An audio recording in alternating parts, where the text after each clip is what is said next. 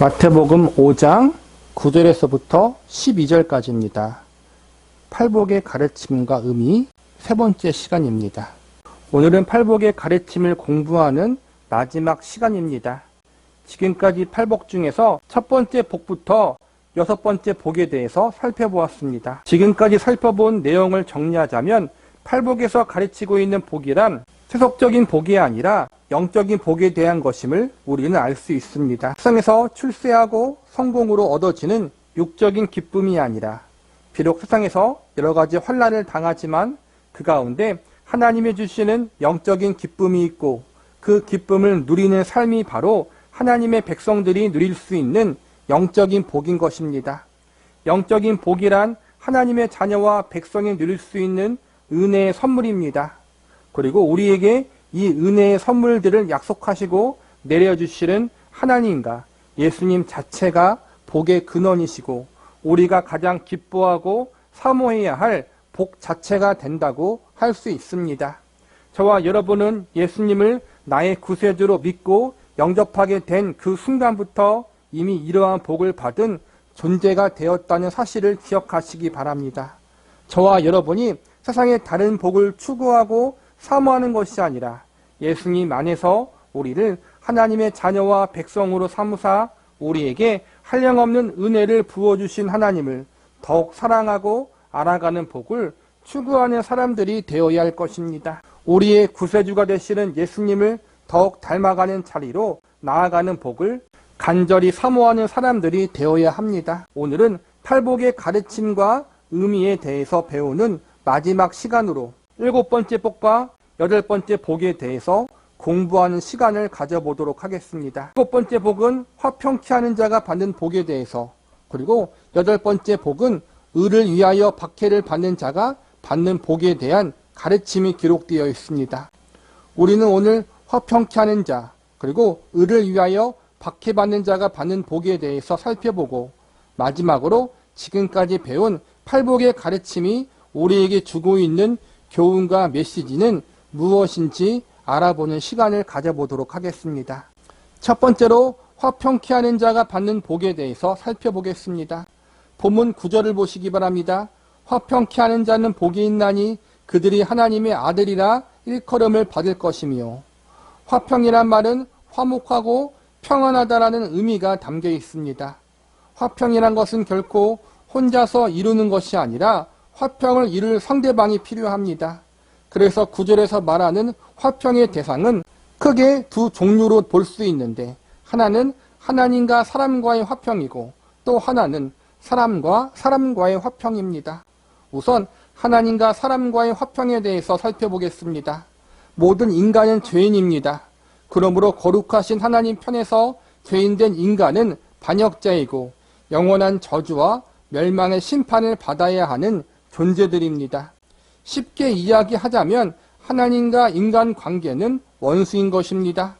그런데 이러한 원수된 관계가 예수 그리스도의 십자가 사건으로 인해서 새롭게 변화되었습니다. 이제 예수님이 이루신 대속의 은혜와 공로로 통해서 모든 죄인은 죄를 용서받게 되고 하나님과 원수된 자리에서 하나님의 백성과 자녀된 자리로 옮길 수 있게 된 것입니다. 그러므로 9절에서 예수님이 언급하고 있는 화평이란 제일 먼저 예수님을 자신들의 구세주로 믿고 영접하게 되므로 얻게 되는 하나님과 화평을 이야기하는 것으로 볼 수 있습니다.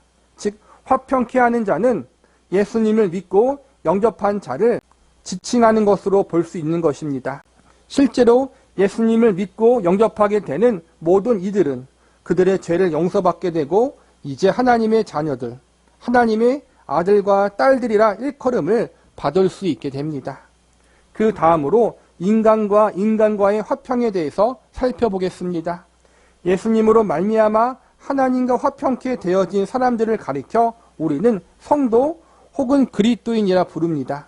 이들은 이제 하나님과 화평케 되었기 때문에 다른 이들 역시 하나님과 화평케 될 수 있도록 돕는 역할을 감당해야 합니다.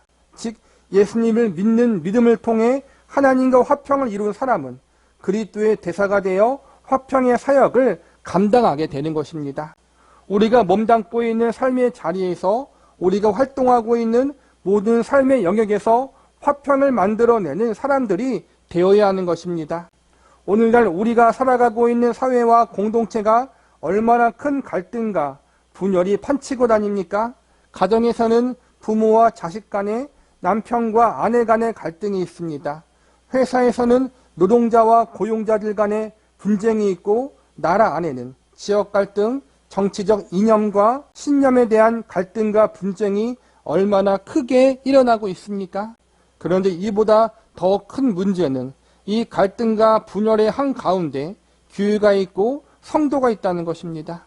교회가 갈등과 분열을 멈추게 하고 화평케 하는 중재자의 사명을 감당해야 하는데, 지금 우리나라는 교회가 정치적인 이념의 문제로 갈등과 분열을 조장하고 선동하는 일을 벌이고 있습니다. 참으로 안타까운 현실입니다. 어디를 가도 갈등과 분쟁이 팽배한 이 시대, 우리는 화평케 하는 자가 될 수 있기를 위해서 힘써야 합니다. 내가 몸담고 있는 삶의 자리와 장소에서 내가 만나고 접촉하고 관계를 맺고 있는 모든 사람들 속에서 우리는 예수님이 우리에게 주신 화평의 복음을 전달하도록, 동시에 그 속에서 화평의 중재자가 될 수 있도록 기도해야 합니다. 화평의 복음을 증거하고 화평의 중재자가 되는 일은 쉬운 일이 아닙니다. 예수님은 그분의 십자가를 지시기 위해서 그분의 생명을 바치셨습니다. 그리고 예수님은 자신을 따라오려고 한다면 자기를 부인하고 날마다 자기 십자가를 지고 예수님 자신을 쫓으라고 말씀하셨습니다. 우리는 우리에게 맡겨진 십자가를 지고 예수님을 쫓아야 합니다. 그러기 위해서 내가 손해볼 것을 각오하고 내 자존심을 내려놓는 일도 각오해야 합니다. 예수님이 우리를 하나님과 화평케 하기 위하여 십자가에서 그분의 전부를 내어놓으셨듯이 우리 역시 예수님의 십자가 앞에서 나의 주장과 고집을 버리고 하나님의 말씀과 뜻대로 살려는 거룩한 몸부림과 애씀이 있어야 합니다. 그러므로 갈등과 분열이 가득한 이 시대 가운데 우리를 통하여 예수님의 화평의 복음이 증거되고 예수님이 주신 화평이 모든 삶의 영역 가운데 깊이 퍼지게 하는 화평의 중재자와 도구로 쓰임받을 수 있기를 기도합니다. 두 번째로, 의를 위하여 박해를 받는 자가 받는 복에 대해서 살펴보겠습니다. 본문 10절을 보시기 바랍니다. 의를 위하여 박해를 받는 자는 복이 있나니 천국이 그들의 것임이라. 의란 옳음을 말합니다. 그냥 옳음이 아니라 하나님의 옳음의 기준을 말하는 것입니다. 그런데 사실 세상의 그 어떠한 사람도 하나님의 옳음의 기준, 의의 기준에 부합할 수는 없습니다. 이러한 사실을 근거로 세상에는 두 가지 부류의 사람들이 있습니다. 한 부류는 하나님의 의의 기준을 모르고 살아가는 존재들로서 하나님의 의가 무엇인지 모르기 때문에 늘 죄 가운데 살아갑니다. 또 한 부류는 하나님의 의의 기준에 대해서 알고 있고 자신들은 하나님의 의의 기준에 부합하지 못한 존재, 자기 자신이 하나님을 만족시킬 만한 선이나 의를 만들어낼 수 없는 무기력한 죄인이라는 사실을 절실히 깨닫는 자들이 있습니다.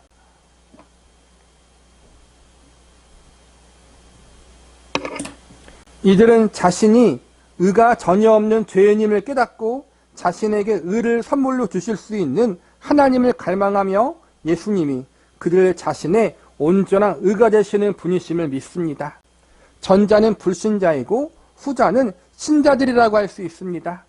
신자들은 자신들의 힘과 노력과 열심이 하나님이 원하시는 절대적 의와 기준에 이룰 수 없지만 예수님의 공로를 의지하는 믿음으로 최선을 다해 하나님의 말씀과 뜻대로 순종하며 살려고 힘쓰고 애씁니다. 그들이 말씀에 순종하려는 힘씀과 애씀이 그들 자신을 의롭게 만드는 것이 아님을 알고 있습니다. 그들에게 있어서 완전한 의는 오직 예수님이고 예수님이 이루신 대속의 은혜와 공로를 의지하는 방법뿐입니다. 그들은 의를 얻기 위해서 노력하는 것이 아니라 이미 예수님으로 말미암아 의를 얻었기 때문에 감사하는 마음으로, 기쁜 마음으로 의롭게 살기 위해서 힘쓰고 애씁니다. 그런데 이렇게 의롭게 살려고 힘쓰고 애쓰는 성도들을 곱지 않은 시선으로 보는 이들이 있는데 바로 믿지 않는 불신자들입니다. 믿지 않는 사람들은 자연스럽게 죄와 세상을 사랑하며 쾌락을 즐기고 자기 자신이 주인 되는 인생을 살아갑니다. 죄인의 본능대로 살아가는 불신자들과 달리 믿는 성도는 그들과 정반대의 삶을 살아갑니다. 무엇보다 자꾸 자신들을 죄인이라고 이야기하니까 그것도 듣기 싫은 것입니다. 그래서 믿는 성도들이 하는 모든 행동 하나하나가 다 미워 보입니다. 이처럼 믿지 않은 사람들은 본능적으로 하나님과 예수님을 거절하기 때문에 그리스도인 자체를 싫어할 수밖에 없습니다. 성도들이 예수님을 믿고 있다는 것 자체가 세상이 성도들을 미워하고 싫어하는 이유가 됩니다. 그래서 믿는 성도는 예수님을 믿는다는 것 때문에 예수님을 사랑하고 그분의 말씀과 뜻대로 살려고 하는 것 때문에 믿지 않는 세상 사람들에게 미움을 받을 수밖에 없는 것입니다. 본문 10절을 다시 보시기 바랍니다. 의를 위하여 박해를 받는 자는 복이 있나니 천국이 그들의 것임이라. 결론적으로 10절에서 말씀하는 의를 위하여 박해를 받는다는 것은 예수님을 믿는 믿음을 지키기 위하여 또한 하나님의 백성과 자녀로서 거룩하게 살려고 하다가 고난을 당하는 것을 의미한다고 할 수 있습니다.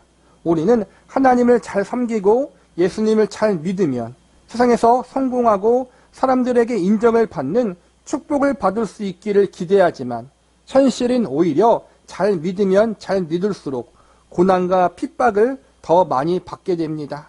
세상 사람들이 추구하는 길과 예수님의 사람들이 추구하는 길은 다르기에 자연스럽게 믿는 성도는 세상 사람들로부터 핍박을 당하게 되어 있는 것입니다. 그러나 다행인 것은 핍박과 박해가 있다는 현실에서 끝나지 않는다는 것입니다. 예수님은 이렇게 의를 위하여 박해를 받는 이들에게 천국이 저희의 것이 될 것이라는 약속을 주십니다.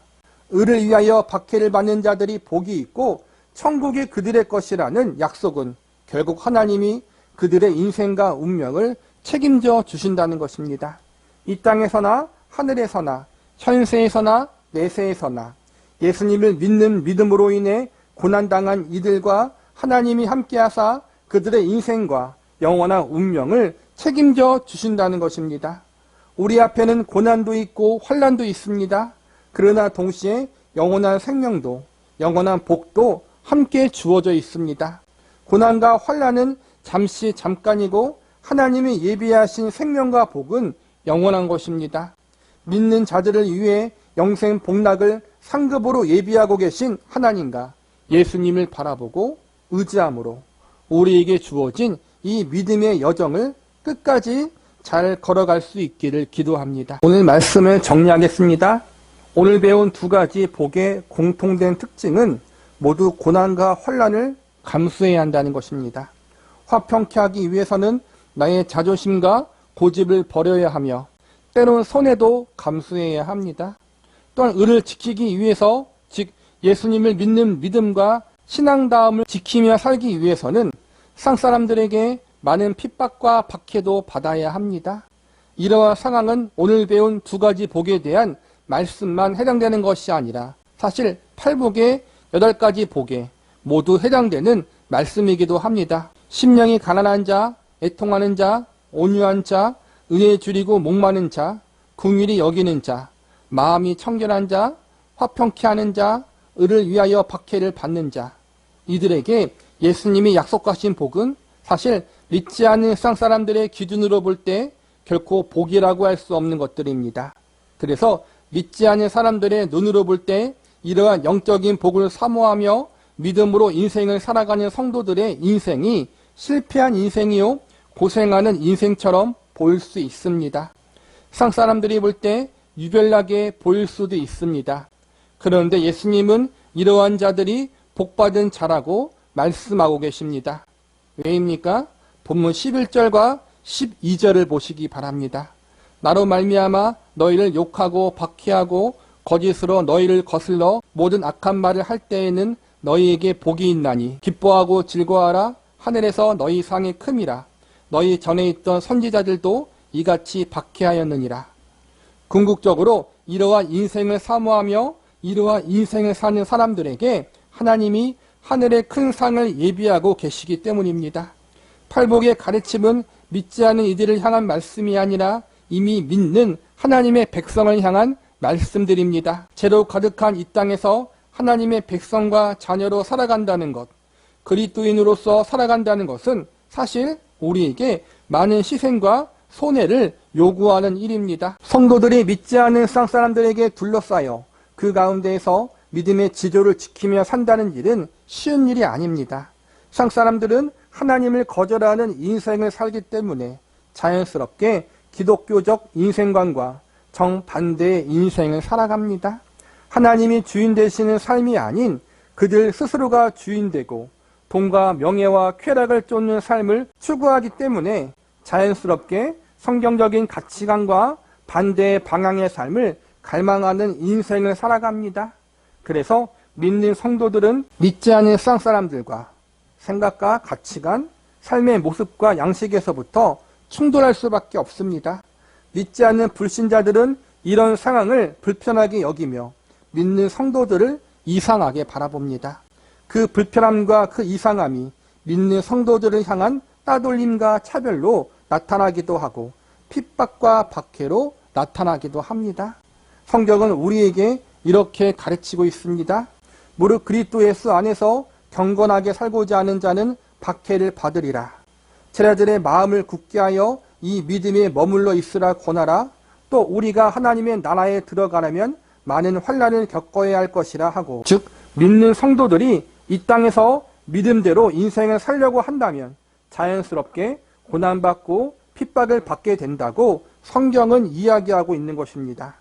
그러나 이러한 어려움 가운데에서도 우리가 끝까지 하나님과 예수님에 대한 믿음, 신앙의 지조를 지키면 하나님과 예수님이 그에 대한 합당한 상급을 주신다고 약속하십니다. 보다 본질적으로 이야기하자면 여러 가지 고난 속에서도 핍박과 박해 속에서도 우리가 하나님과 예수님을 의지하며 믿음으로 인생을 살고자 한다면 하나님이 우리가 끝까지 신앙의 지조를 지키며 믿음으로 살아갈 수 있도록 도우시고 붙잡아 주신다는 것입니다. 그리고 더불어서 우리가 고생한 모든 것을 하나님의 때에 가장 아름다운 상급, 가장 영광스러운 상급으로 보상하여 주신다는 것입니다. 팔복의 가르침은 일종의 믿는 성도들을 향한 하나님과 예수님의 위로와 격려의 메시지라고 할 수 있습니다.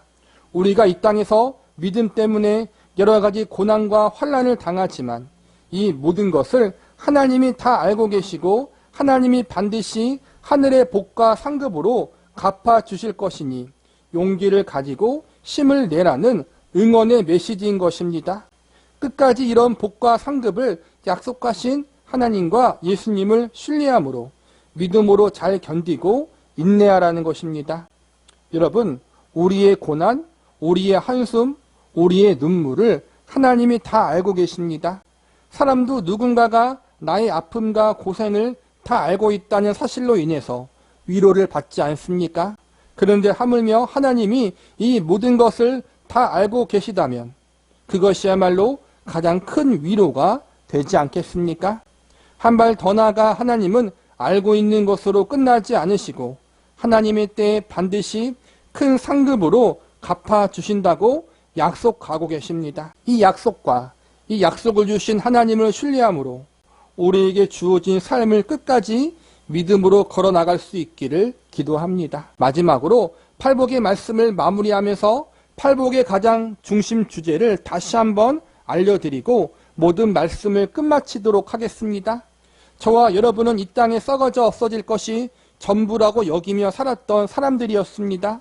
그러나 이제 우리는 하늘의 영원한 천국을 소망하며 고난과 핍박도 기쁨으로 받으며 살아갈 수 있는 약속의 성도들로 부름받았습니다. 이 모든 것이 하나님이 우리에게 주신 복들입니다.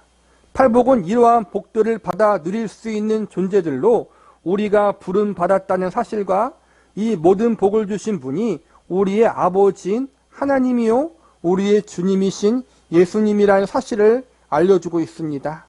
저와 여러분의 가장 큰 복은 하나님과 예수님이 우리의 소망 되시고 우리는 그분의 백성과 자녀로 부름받았다는 것입니다. 하나님의 자녀와 백성으로 부름받은 것 자체가 기쁨이고 즐거움이며 우리가 누릴 수 있는 가장 큰 복인 것입니다.